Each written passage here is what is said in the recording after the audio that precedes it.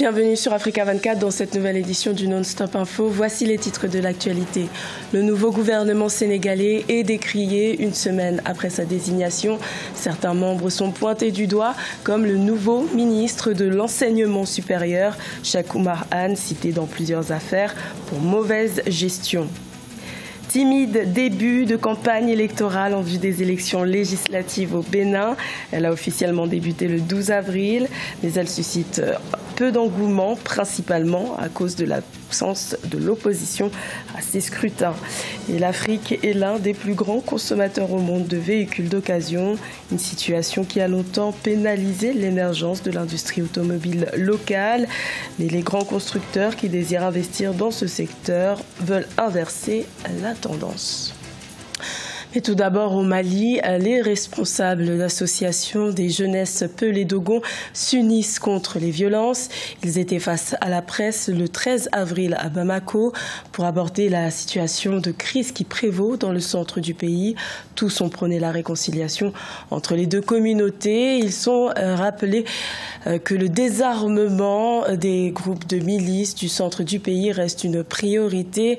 Les représentants des jeunesses Pelé Dogon envisagent de se rendre main dans la main sur le terrain dans le cadre de cette réconciliation et ainsi dialoguer sur la question des armes. Le nouveau gouvernement sénégalais nommé le 7 avril 2019 ne fait pas l'unanimité et notamment la nomination de Cheikh Oumar Anne au poste de ministre de l'Enseignement supérieur. Une désignation qui fait bondir certains étudiants qui n'ont pas manqué de rappeler que le nom du nouveau ministre de l'Enseignement était cité dans plusieurs affaires pour mauvaise gestion. Reportage de notre correspondant Ella Djendjaï. L'entrée au gouvernement du désormais ex-directeur du Centre des œuvres universitaires de Dakar, Cheikh Oumar Anne, au département de l'enseignement supérieur, de la recherche et de l'innovation est décriée par les syndicalistes et certains étudiants. Le nouveau ministre a été épinglé par plusieurs rapports des corps de contrôle de l'État, notamment l'Office national de lutte contre la fraude et la corruption et de l'autorité de régulation des marchés publics pour mauvaise gestion du Centre des œuvres universitaires de Dakar. Vraiment, quand je suis que Cheikh Oumar Anne est devenu le nouveau ministre de l'Enseignement supérieur. Vraiment, j'ai appris cette information avec un cœur meurtri. Et quand un responsable public est épinglé pour mauvaise gestion par un corps de contrôle, le minimum c'est qu'on ne promeut pas ce responsable-là. Ça, c'est le commentaire et l'appréciation que l'on fait. Le minimum, c'est qu'on attend qu'au moins une enquête indépendante blanchisse ce responsable-là des fautes présumées de mauvaise gestion qui sont portées à son encontre. À l'UCAD, ce n'est pas tous les étudiants qui contestent le nouveau ministre Cheikh Oumar Anne. Selon certains, le professeur Cheikh Oumar Anne est apte à diriger le département que lui a confié le président de la République, Macky Sall. Nous sommes convaincus que le choix du président a été très bien réfléchi. Donc Cheikh Oumar Anne peut gérer plus qu'un ministère, surtout un ministère de l'enseignement supérieur. Le nouveau ministre de l'Enseignement supérieur doit désormais faire face aux différentes revendications, que ce soit l'achèvement de toutes les infrastructures universitaires, le financement adéquat de la recherche, le recrutement d'au moins 500 enseignants-chercheurs par an et l'augmentation des budgets des universités. Le Bénin se prépare en vue des élections législatives du 28 avril. La campagne électorale a officiellement été lancée le 12 avril, mais elle reste timide.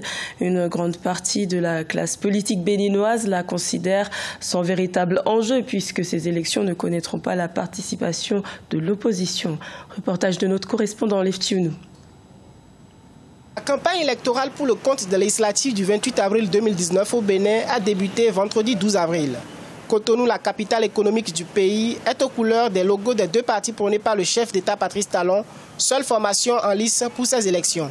Cette campagne électorale se déroule dans un contexte sociopolitique tendu, marqué par l'exclusion des partis de l'opposition de ces joutes électorales. On ne sait même pas dans quel pays nous sommes actuellement. On ne fait que voir parfois des chars circuler dessus, mais on ne comprend rien de tout le monde. Pourquoi nous irons encore à l'élection, sachant bien qu'il y a deux partis, c'est la partie du président Talon qui veut aller aux élections. Moi, mon point de vue, je n'irai pas. C'est honteux. Et je voudrais profiter de cette occasion pour dire bravo à certains présidents qui ont eu la chance de gérer ce pays. L'absence de l'opposition à ces élections est due à la non-délivrance du certificat de conformité à la nouvelle charte politique.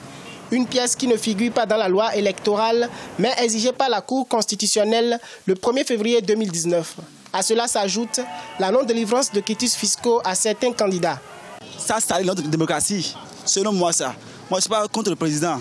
Mais il a qu'à tout faire pour que toute partie politique n'a qu'à y aller. Point. C'est tout mon point de vue, ça. Il travaille, je le connais qu'il travaille. Même s'il y a de bonnes ambitions à faire, il a qu'à tout faire pour que les partis aillent aux élections, c'est tout. La campagne électorale prendra fin le 26 avril 2019. Des défilés de chars et blindés sont enregistrés dans les grandes villes du pays. À l'occasion d'un entretien télévisé jeudi 11 avril 2019, le chef d'État Patrice Talon a estimé qu'il n'y a pas d'impasse politique et que les législatives se tiendront effectivement le 28 avril 2019. Également dans l'actualité au Sénégal, la masse monétaire a connu une baisse de 91,1 milliards de francs CFA, soit environ 154,8 millions de dollars, selon la Banque centrale des États de l'Afrique de l'Ouest, sur la période allant de décembre 2018 à janvier 2019. Une situation qui serait due à la baisse des dépôts transférables qui ont diminué de 3,5%, ainsi qu'à la baisse des autres dépôts inclus dans la masse monétaire qui ont également chuté de 2,3%. L'Afrique représente près de 2% du parc automobile mondial, un parc automobile dominé par les véhicules d'occasion, aux grandes dames de la production locale.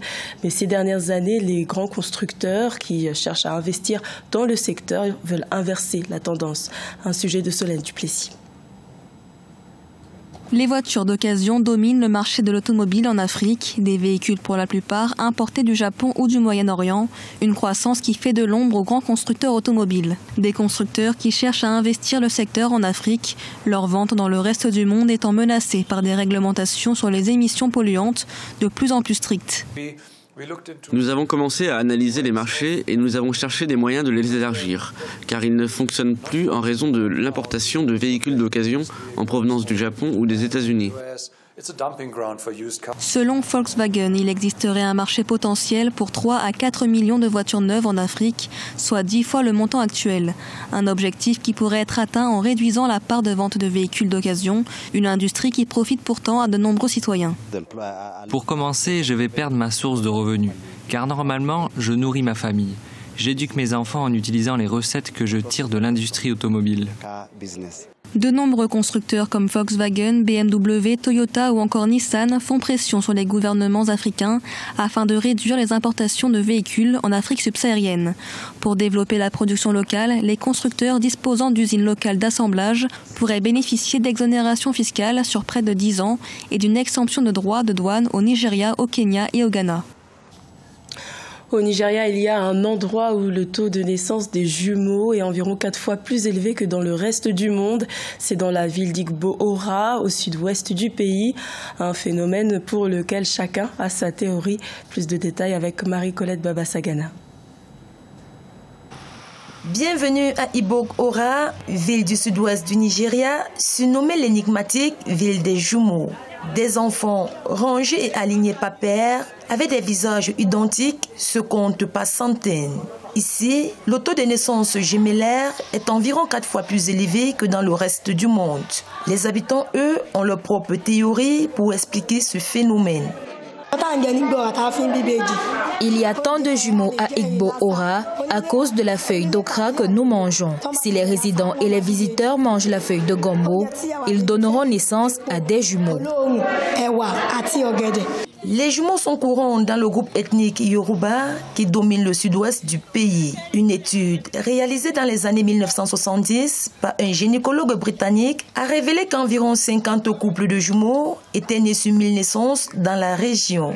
Culturellement, les jumeaux sont reconnus à travers des noms spécifiques, Taiwo pour le jumeau premier-né et Kewint pour le second.